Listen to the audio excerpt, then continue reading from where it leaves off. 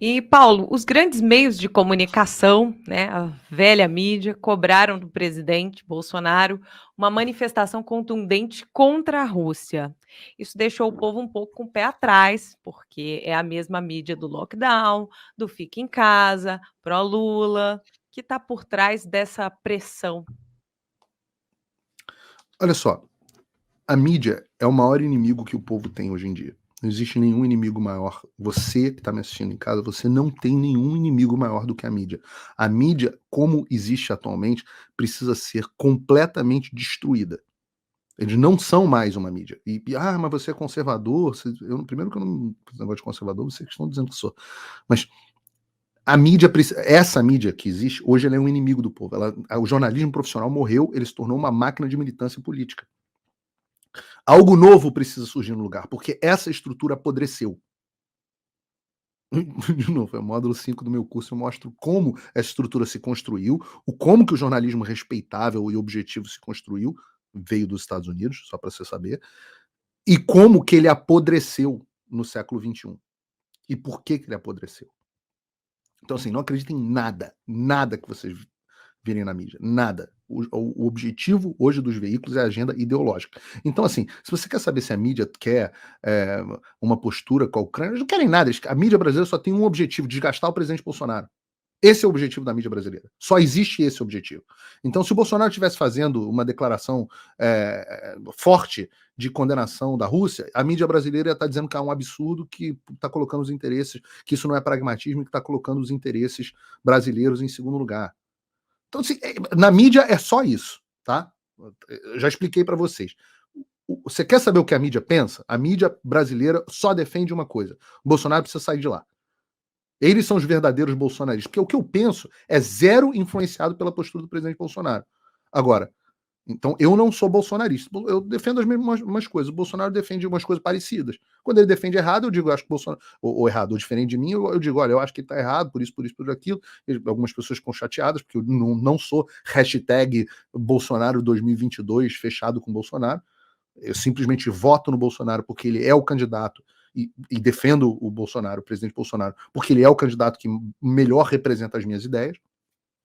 Mas a mídia não.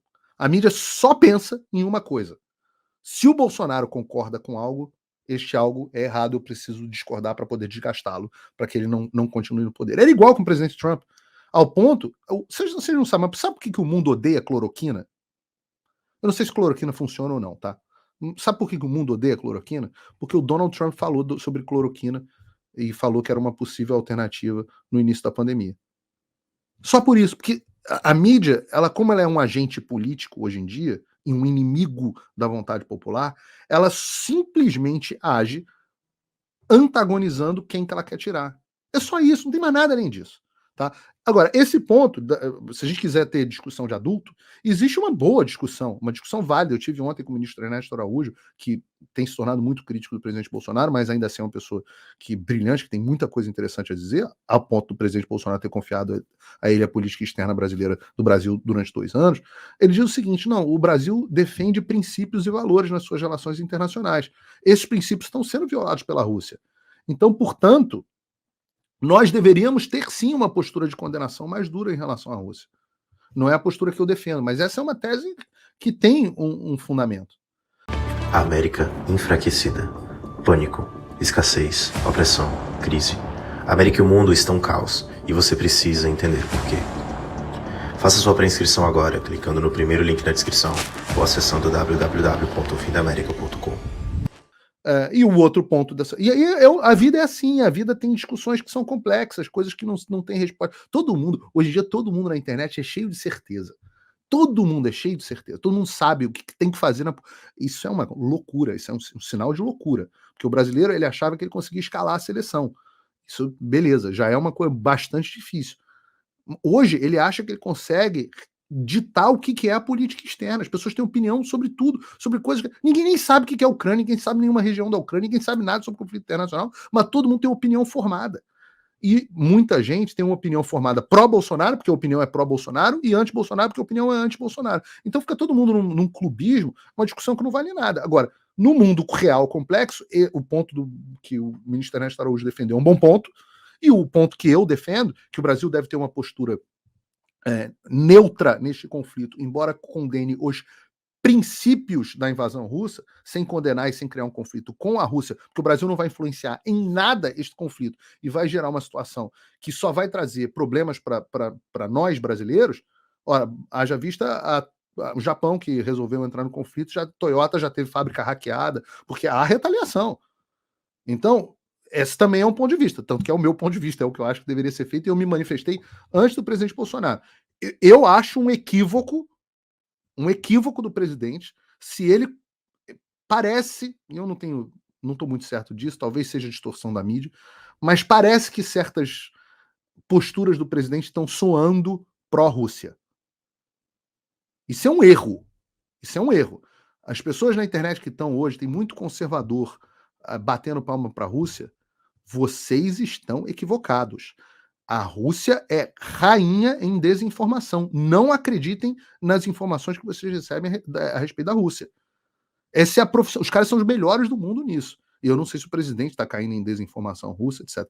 Só tem duas posturas aceitáveis para esse conflito. Uma postura de neutralidade para a defesa dos interesses brasileiros, porque o Brasil, neste momento, não consegue influenciar o conflito, e ainda assim é uma posição temporária, porque ela só é possível até um certo ponto. A partir deste certo ponto, se os russos continuarem avançando sobre direitos que são direitos da nossa Constituição, são valores previstos no artigo 4 da Constituição Federal, o Brasil vai ter que se posicionar, sim, contra a Rússia. Mas, por enquanto, eu não acho que seja uma boa ideia. E a outra postura, que é possível, sim, e é defensável, sim, é o Brasil tomar uma postura ativamente contra a Rússia. Por quê? Porque o Paulo acha?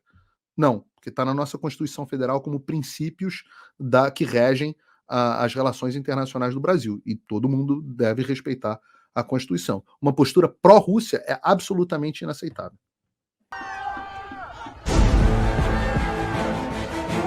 Another COVID record setter. More than 1 million new infections reported nationwide in just 24 hours. It's happening at grocery stores across the country. The largest inflation surge in more than 3 decades. They have to pass it on to the consumer. They have to pass it on to you and me. Dr. Rachel Levine is making history, officially sworn in as the nation's first openly transgender. Want to work with the federal government and do business with us? Get vaccinated. Border bridge slowly starts to thin. New questions about the response by authorities. People are literally clinging on to U.S. military air. More than 66,000 experiencing homelessness in January 2020. 2 presidents who want the world to know that they are on the same page. Dozen companies already blocking or restricting President Trump on their platforms.